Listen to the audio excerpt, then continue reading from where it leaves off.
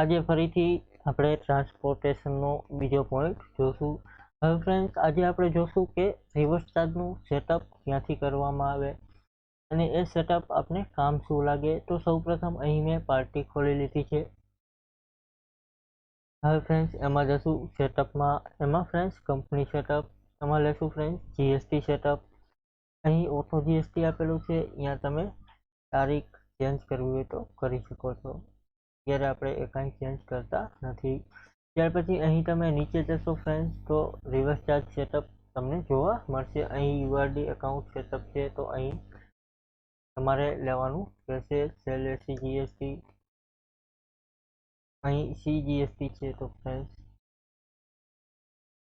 અહીં તમારે CGST, IGST, SGST add કરવું પડશે. અહીં આઈજીએસટી આપેલું છે, તો અહીં લઈ લેશું સેલ એસી આઈજીએસટી. આમાં ફ્રેન્ડ્સ સેલ એસી જીએસટી લઈ લેશું. અહીં ટેબ આપીને ઓકે કરીશું.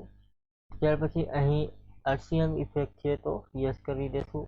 જો તમારે આરસીએમ ભરતા હોય તો અહીં ફ્રેન્ડ્સ નોટિફાઈડ રિવર્સ ચાર્જ છે, અહીંયા આપણે રિવર્સ ચાર્જ યસ કરી દેશું.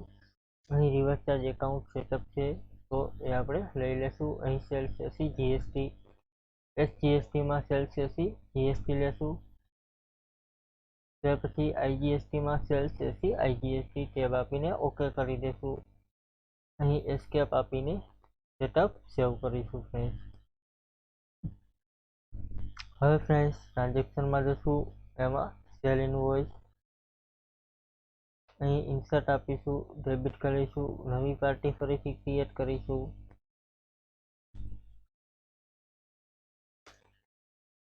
અહીં પાર્ટીનું નામ આપણે એડ કરી દીધું છે. અહીં જીએસટી નંબર આપણે નહીં લઈ.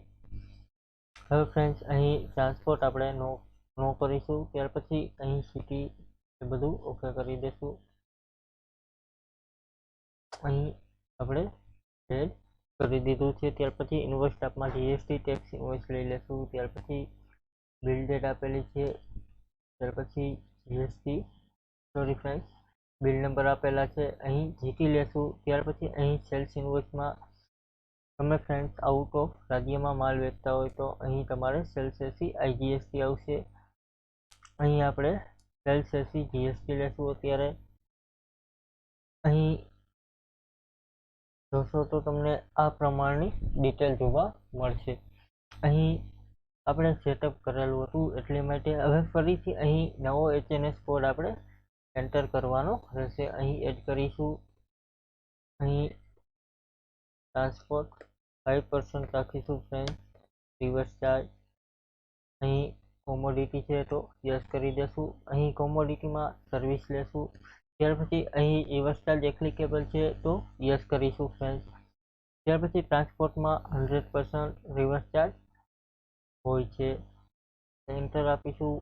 જીએસટી સ્લેબ છે, એમાં લેશું 5%. ત્યાર પછી એચએનએસ કોડ છે, અહીં એચએનએસ કોડ નાખી દઈશું. ગુડ્સ ટ્રાન્સપોર્ટ સર્વિસ એન્ટર આપીશું.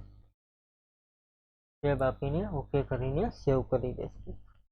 અહીં ટ્રાન્સપોર્ટેશન 5% રિવર્સ ચાર્જમાં આપણે લેશું. ત્યાર પછી અસેસેબલ અમાઉન્ટ 20,000 લેશું. હવે ફ્રેન્ડ્સ રિવર્સ ચાર્જ આપણે યસ કરી દીધું છે, એટલે આપણામાં જીએસટી એડ થશે નહીં. અહીં જોશો તો સેન્ટ્રલ ટેક્સ છે, સ્ટેટ ટેક્સ અને ઇન્ટિગ્રેટેડ ટેક્સ કાંઈ પણ ડિટેલ આપને શો કરશે નહીં. અહીં ઓકે આપીને સેવ કરીશું, બહાર નીકળીશું ફ્રેન્ડ્સ. આ પ્રમાણે ફ્રેન્ડ્સ ટ્રાન્સપોર્ટેશનમાં રિવર્સ ચાર્જનું સેટઅપ થતું હોય છે. Thank you friends. કાલે આપણે ફરીથી બીજો નવો પોઈન્ટ જોશું. Thank you.